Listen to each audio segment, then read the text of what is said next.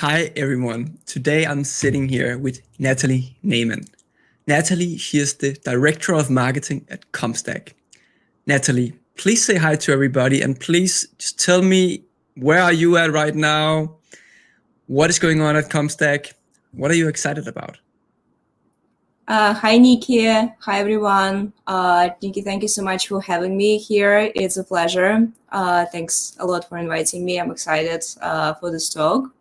So, as Nikki said, I'm Nathalie. I work at CompStak. I started there 2 years ago. It has been a crazy ride. I joined them as a marketing director, and then I joined them actually as a marketing manager, and then they promoted me to marketing director in 3 months. And recently they promoted me again to director of marketing strategy. Wow. Yeah, so they have three very distinct platform for three distinct audiences. There's a lot of personas to figure out. There is a lot of marketing plans to write. There is a lot of strategies to figure out. The team is very lean, so we're very scrappy and trying to be as scrappy as we possibly can. And I've been enjoying this a lot. Nice. So, and thank you so much for the short introduction. I just want to say hi to the people who is listening in live now. So currently people are just tuning in now, and to the people who are sitting out there listening in, if you have any questions for Nathalie about CompStak, about her career or growth in general, please feel free to say hi in the chat. We are more than happy to try to answer your questions in the best way possible. So yes. Nathalie, yeah, you said something about kind of running lean and keeping it scrappy. Can you tell us more about why is that important within a startup? Just like in general. Yeah, I see.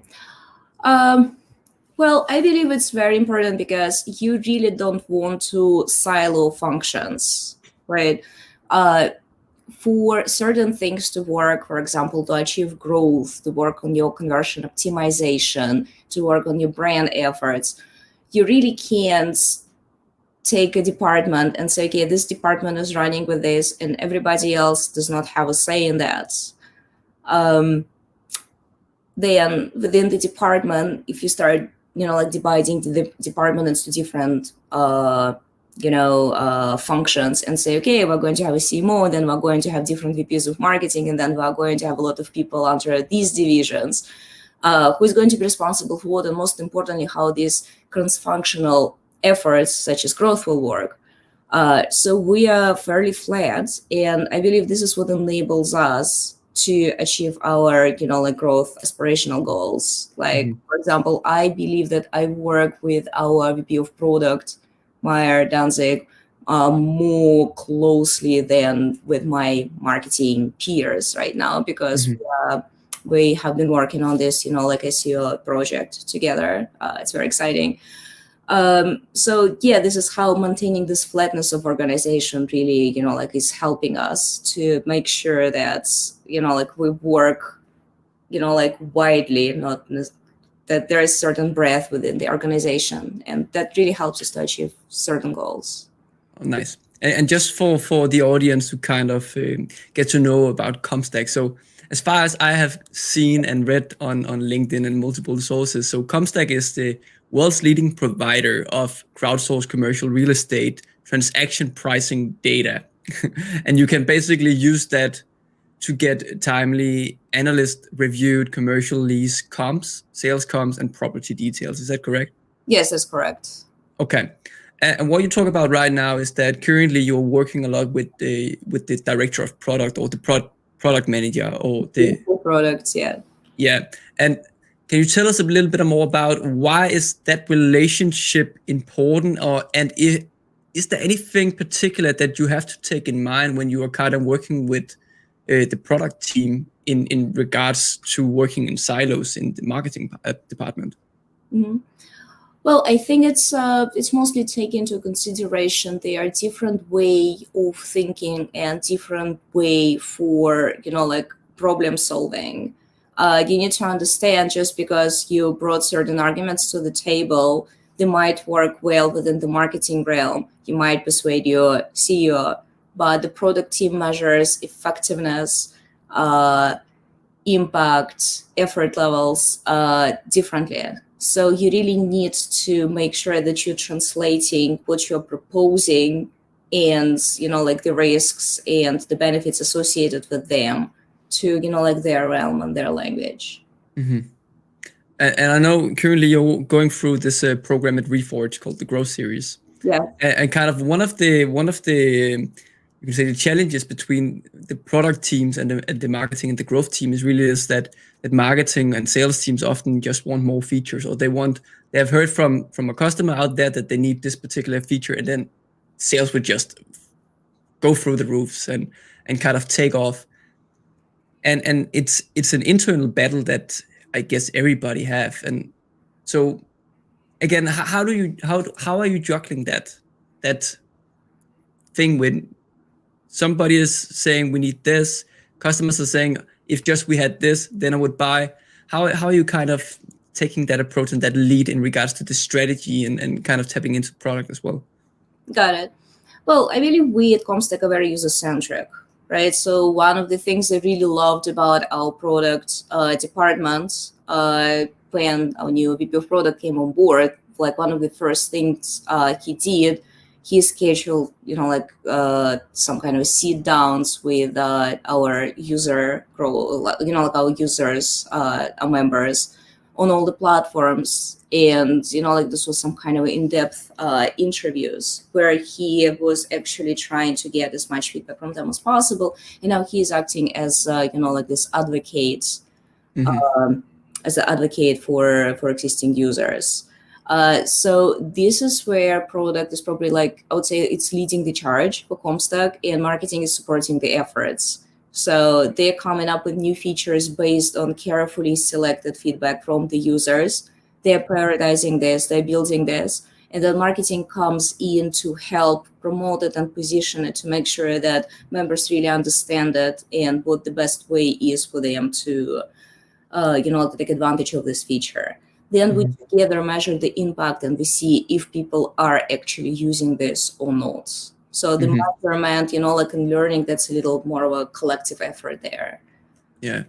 So when you are kind of gathering all this feedback and you are in charge of the strategy, right? And the marketing and the growth strategy, as I hear it. And I mean, strategies, I would say from the books at least, it's something that you plan and then it has like a quite long horizon.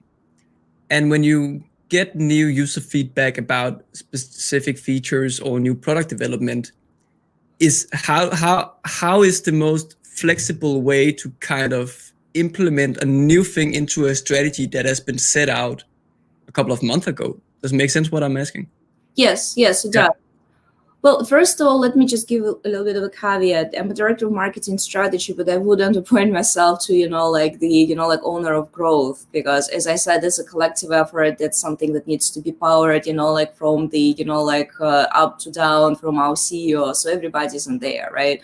As the director of marketing strategy, I'm more focused on top of the funnel efforts, brands as it generates demand, these kinds of things. I do a lot in the realm of retention engagement, but I just don't want to take the credit for something I'm not doing. I'm not the one person who single-handedly defines the growth strategy. Yeah. Now, that's the caveat. And then for your question. So we operate on the systems of having OKRs, objective key result, and those are set quarterly.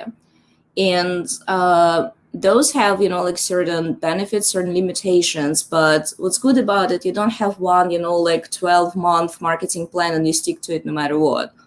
Because I believe, in the 21st century, I mean, do you even need, this marketing plan, because then, it holds you in chains, and then the pandemic can't come. What good is your marketing plan? You need people to roll with punches.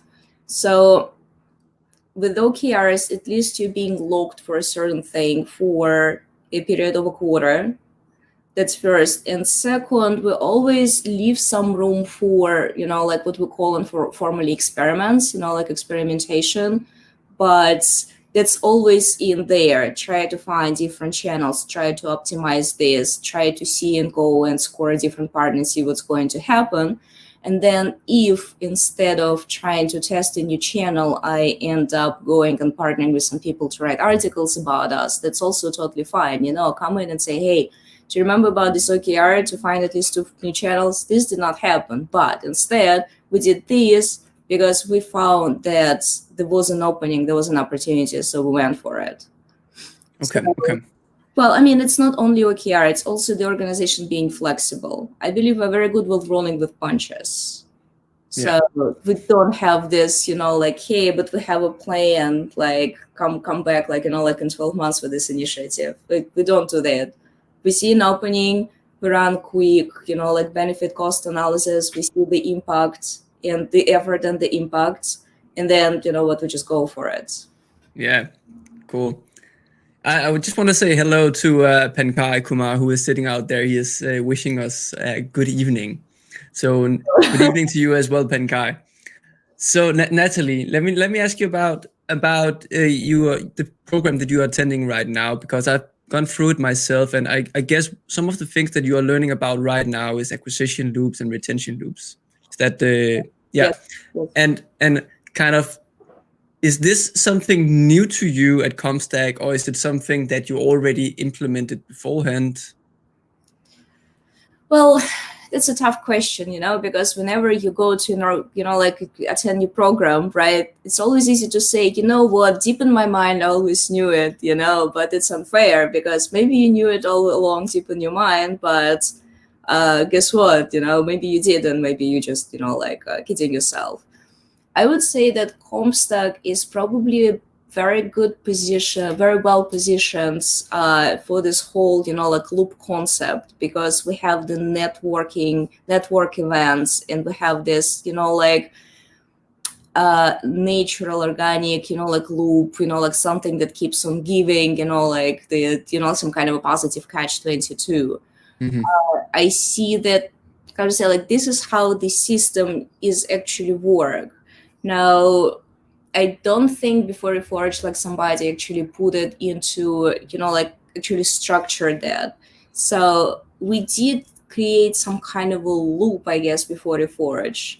Mm-hmm. I don't think it was, immaculate. I think that we've made a lot of mistakes along the way. So I'm really looking forward to fixing it and say, hey, do you remember where, things went wrong? That's because we should have been doing this and this, because this is how loops work.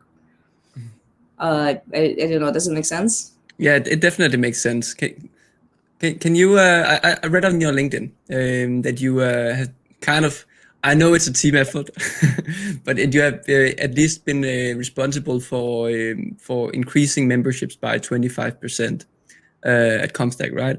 Yeah. And I know, of course, it's a collaborative effort. Yes. Can you tell us more about kind of what went into that? What are some of the learnings that you did then that other people may be able to apply at their company? I know it's different type of company, maybe different market, but what did you learn?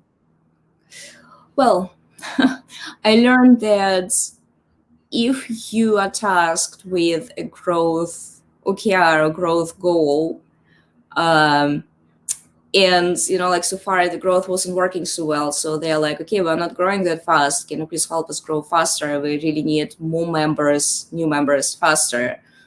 Go back to product marketing. If you don't have a product marketer, try to pretend to be a product marketer and do this work. My work has been numbers, right? So we wanted 2,000 new members, 3,000 new members. The other givens, the other factors were given, they were the same. We have the list that we have the list. We have the CPA, target CPA, it's a certain amount of money. I can't say, okay, I want to double it. We have certain number of pages on the website and the traffic, and it converts, there is a certain conversion rate, right? So there is nothing I can potentially do drastic to, dump all these numbers now. So what do I do? Well, the improving conversion rate seems to be the, most logical thing to do. Now, improving conversion rate really required going back to, like our sales departments, our business development departments, and being like, okay, so what's the better way to segment these people that we're trying to convert? Before we had two personas on one platform, CompStak Exchange. We had like brokers and appraisers. So that's not enough. That's too broad. Let's have tenant representative, let's have landlord representative, and let's have investment sales. 3 personas to replace one persona, which is a broker. So let's create targeted messaging for each one of these personas. Let's go back to users. Let's see how they use CompStak. Let's look at them on full story or heap analytics.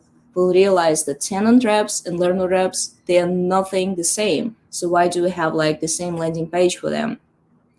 Can you take us into the engine room here? So when you were looking at heap analytics, what kind of hypotheses that you had beforehand? What kind of data were you looking for if you knew beforehand? Got it. Well, so when I just started looking at heap analytics, I had 2 questions, and big kudos for our product team for helping me out with how to figure it out. So the first one was the stickiness factor, right? So usage of what feature or what thing on the platform increases the odds of somebody to, to be retained as a user. Yeah. Now, first we had some hypotheses, right? You can't just like come in and start testing 1,000 features, but we have a guess of what the key features might increase the stickiness. So, and one of these hypotheses checked out. So we really started pushing this feature. We started offering incentive for people in exchange of using this feature. And incentive, it wasn't financial, it wasn't like credits that they need to spend on the platform. So like we were trying to increase the usage here and increase the usage in terms of volume. So, okay, like have credits when you spend them. So that was the first thing we're looking for. The second was the top filters, the top features that every persona uses. And here is where, like my new segmentation really came in handy, because when we decided that we have 6 personas instead of 2, and what before was 1 persona broker, now became broker tenant reps, broker landlord rep, right? So let's look at each one, tenant rep and landlord rep, and see what top filters they use. And we figured out that they use like absolutely different filters came up on top. So what we did with this information is first, we learn what value props to put in front of them, because for brokers, we can say, hey, with CompStak Exchange, you can, and then fill the blank, right? You can canvas, or you can prospect, or you can negotiate deals, right? So it helps us better position which of these value props goes to which persona.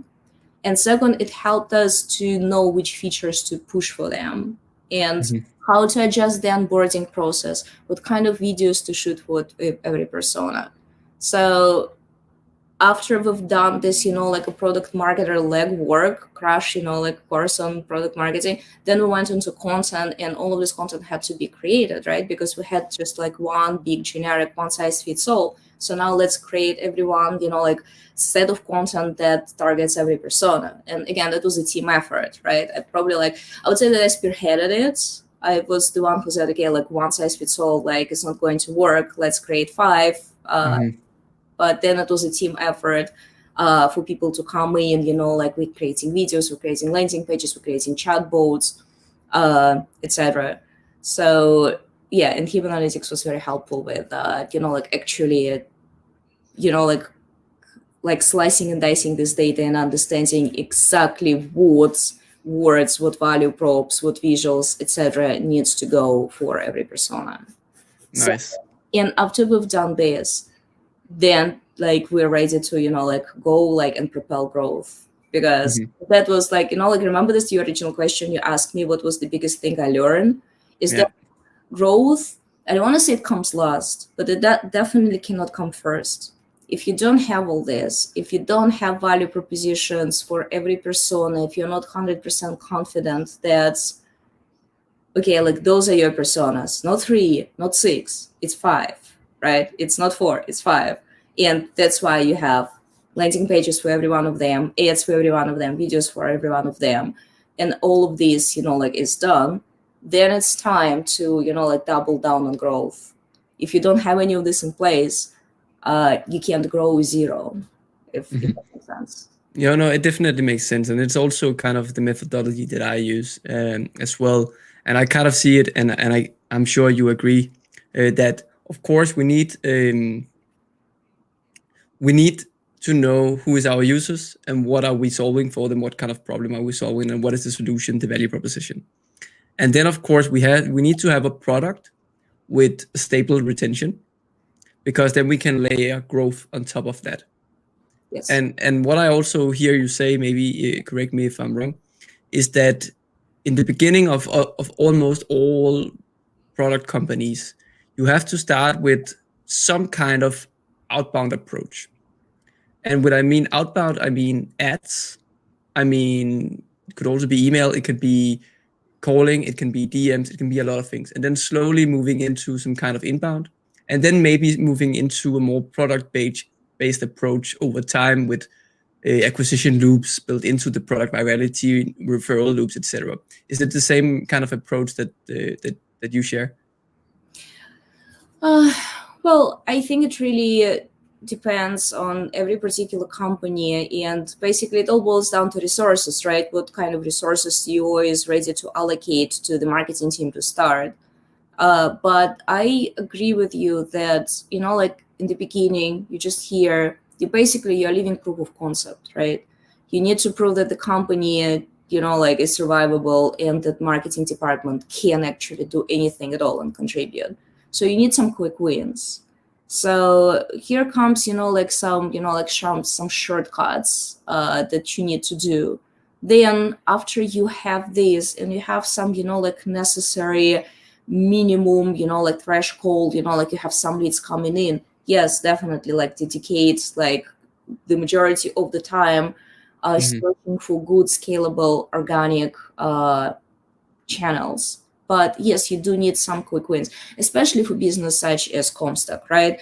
Because just to give you a little bit of context, right? So one of the platforms, CompStak Exchange, that's the platform I have been working with the most. This platform is a commercial real estate database for brokers and appraisers to trade data, right? So you're a broker, you have data, but you need data for some, other buildings you're working with. So you go to the CompStak and you see that, okay, you have some data here. You need to unlock it. So you give me some of your data, I give you credits, and you exchange this credit for the data that you need. Mm-hmm. So it's a place to trade data between the professionals. There is no money involved. You give the comps that you have and you get the comps meaning, real estate comparable, the data. So you give what you have and then you get what you actually need, right? So here we have this effect that if there is only one broker in the market, he's not going to trade with himself, right? If there are two brokers, then what are the chances that they, in between the two, happen to have what the other person needs?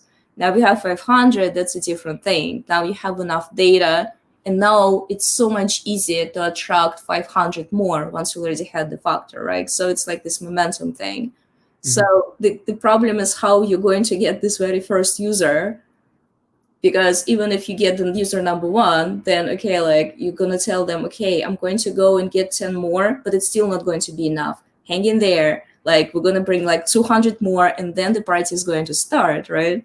So yeah, you have to build this momentum. So you can't just sit there and wait for people to come in, inbound, organic. Your page has gained a lot of, visibility and traffic. People value, found value, and then they sign up. You just don't have time for this. You're a startup.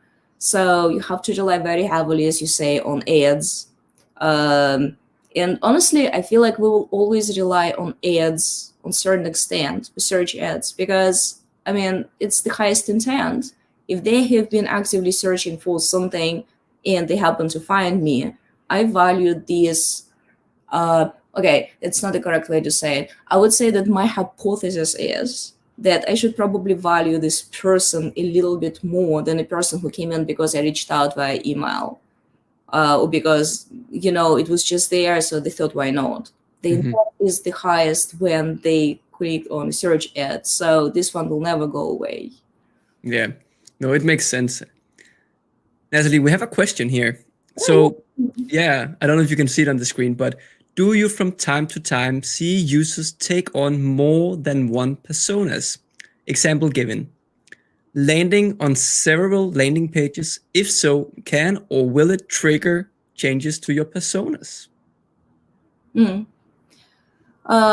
Let me see if I understand correctly. So basically, we're trying to see if some people are fluid, right? So maybe they are both, like they happen to be both broker and appraiser, or we just have one visitor and then we see that the path of this visitor is a little bit chaotic, like they go to one page, then another page, then another page, then another page, and they can't decide who they are. Is that the case? I think that's the question, yeah. So if you see that a user is coming in, and I know that you've been working a lot with attribution as well. So if a user is coming in through a particular source, let's say they search intently on Google for property comps, something like that, and they check out your website and they land on multiple pages. So they click around, they read everything for property owners, and they also read everything for, I don't know what the other persona could be, landlords, something like that. Maybe it's the same. And kind of the data is kind of mixed, I guess. And if so, can or will it trigger changes to your personas in general? I guess that's kind of the question, or maybe you understand it differently. Well, I think that's what you were saying, and I would say that the answer is no, not right now, because the person might be clicking on different landing pages, different ads, and consuming different content, input different personas, again, for several reasons. And we cannot completely rule out that it's just because the website is confusing. They just click because they really don't understand, and they're like, wow, what is this? What is this company? Okay, what about this page? What about that page, right? So can you even completely rule it out in any case? Like, I know I can't. So yeah, I mean, just going ahead and changing the persona, making assumptions that, okay, you know what, we thought appraisers are interested in this, but as a matter of fact, they're also interested in this and that. I wouldn't do it based on the visitor traffic. We would prefer to do it based on existing user traffic, like based on people who logged in, the existing members. So it's a little bit easier to track how they peruse the platform. With visitors, really, I mean, is there even such a thing as 100% optimized website? If not, then again, maybe they're searching something, they're not finding it, and maybe your navigation is bad. Maybe the name is bad. For example, we have a name that says enterprise. That's for particular personas. It's a different platform. It's for like lenders, bankers, investors, etc. Now, just because somebody clicked there doesn't mean they belong there. It might mean that they see enterprise word in the navigation, and they assume that just because they work for a big company, they belong there. For them, enterprise just spoke to, like the size of the organization. That's the only reason why they're there. Until we really know for sure, no, it doesn't, trigger any changes to the persona. I also see something here. So please correct me if I'm wrong. So if you track particular users and you see that multiple users are clicking on multiple pages, then do you then categorize that particular users or those particular users as outside your persona? Or is it within another type of persona? Do you know what I mean? If they give multiple indicators for different things, do you then put it into, so this is from this persona, or do you even don't, or maybe you don't just don't care about that particular user because it's too confusing? I would say that right now we don't worry too much about it because we're about to have, like the chatbots going live. And once we'll have better way of qualifying these people and asking them questions like, who are you and why are you in here? Like, choose between this, that. Then when we start collecting this data, that will be invaluable, I believe. Assuming that they are going to start, like interacting with these chatbots. Right now, we just, I guess we don't worry about it so much. Why? Because just because you came to the platform, you read certain page, several pages, then at the end you decided to submit a request to, to join Comstak. First, from what we learned, it doesn't necessarily mean you're even going to be fit, right? Comstak is created for a very specific audience. We have first audience, brokers, appraisers, we discussed with exchange. Second, we have enterprise, we have bankers, investors, etc. Third, we have Comstak Prospect. This one is for sales professionals. They use this data like that we collected from brokers as buying indicators to prospects. That's actually very cool. But anyways, if you don't belong in any of these three groups, you will not get approved for membership in Comstak. And from what we learn is that since our audience is so narrow and commercial real estate is already narrow, field in itself, and now we go so much more narrow inside, there is still going to be a lot of traffic from individual property owners or from individual tenants, people who are interested in commercial real estate, from commercial real estate journalists, right? So at some point, we're trying to mitigate this traffic, but at the same time, they will come in, they will go on the, landing pages, they will submit requests. Unfortunately, they will get rejected after this. So that's why, we don't want to, really track this visitor data right now, simply because there is a lot of noise there. And the noise might potentially skew the data. That's why, again, as I said, the chatbots, I'm banking on them like hard. I really hope they work. You want all your users to qualify themselves.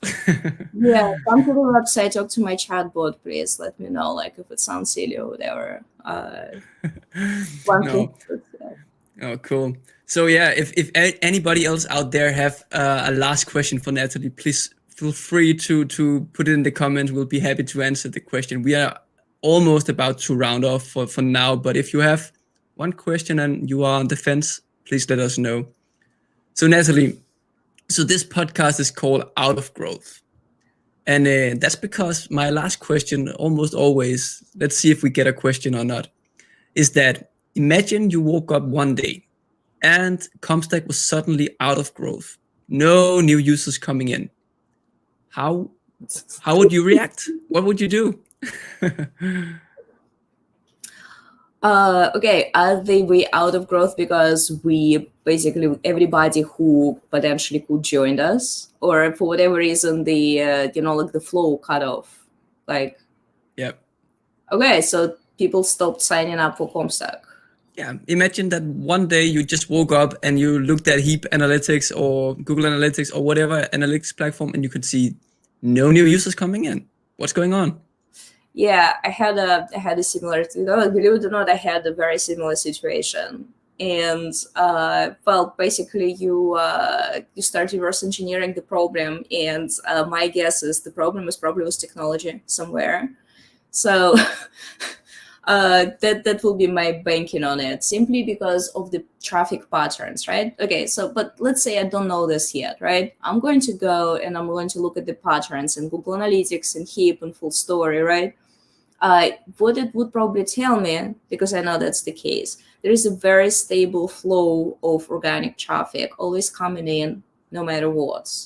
Then I know that there is a certain stable flow of inbound leads, that would drive with, different channels.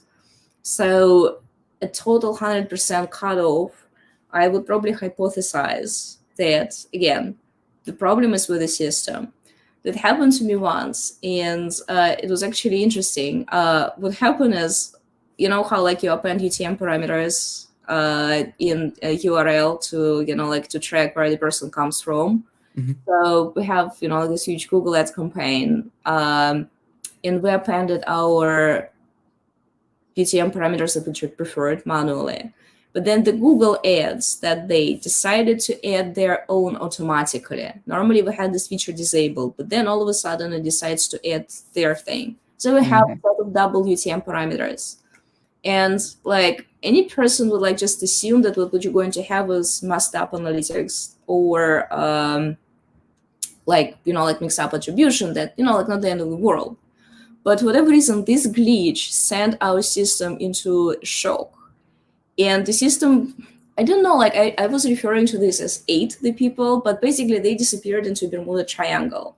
So I was looking at it in full story. It was the weirdest thing. They go, they fill out the form, they click on submit, they receive a thank you message. And then there's nothing on the back end. So they enter the place and they were never got outside, and they're not inside. And I showed it to our tech team and they were like, okay, that's really weird. And yes, they confirmed the system went into this glitch, and it like literally it ate like 200 of my inbound leads. No. Being the stubborn person that I am, I asked a couple of interns to help me, and we retrieved them all one by watching full story, writing down manually every email that has been put in. We retrieved most of them. But what I'm saying is that if something drastic like this happened, one day you wake up and all of a sudden this and that, that's a JIRA ticket. It's not the marketing, that's a JIRA ticket. Something is broken. Like, have your tech department fix that, most likely.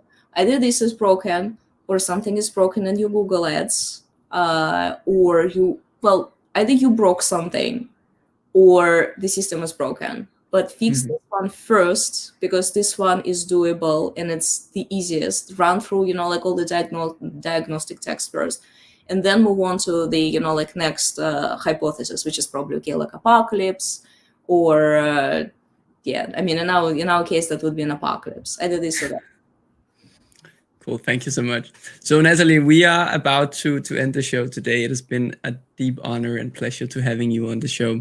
Can you please share with our audience and people listening in today, how can people learn more about you, maybe Comstak? Is there anything else that you would like to share? Definitely keep in touch on LinkedIn. I'm Nathalie Nayman, as the screen says. LinkedIn, I read it like keeping in touch with fellow marketers. I'm a member of Growth Mentor community also. Check them out. They're very awesome, and they're so they're so hands-on. They're so friendly. They will talk to you. They will help you in any way. The founder 40 is absolutely great guys. So check out the Growth Mentor too. If you have any questions, reach out. I'll be glad to help in any way. Nice.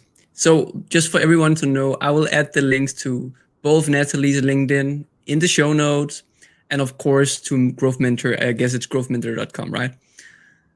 Yeah. So again, Nathalie, thank you so much for having me for being on the show today. It has been a deep pleasure. And for everyone, if you have more questions for Nathalie, please feel free to just keep commenting here on the show. I will try to bring them forward to Nathalie in a DM afterwards or something like that, so you can get all your questions answered.